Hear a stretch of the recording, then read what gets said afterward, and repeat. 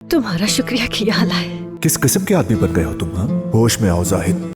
ऐसे रहकर मुझे मजीद टेंशन में मत डालो।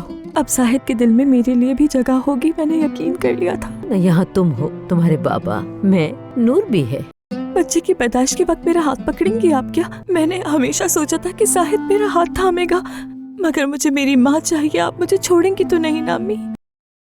मैंने कहा है जाहिद को बुलाओ यहाँ पर। जब तक मैं उसे हिसाब नहीं लूंगी मैं नहीं जाऊंगी। तुम्हारी बेटी का हिसाब 2-3 हीरे देकर अभी इसी वक्त खत्म किया जा सकता है, समझी? मैं तुम्हें जान से मार दूंगी। साहिबा मेरे साथ आए। बाहर निकालो उसे अभी फौरन। अल्लाह कभी माफ नहीं करेगा, हिसाब देना पड़ेगा। अम्मी, अम्मी।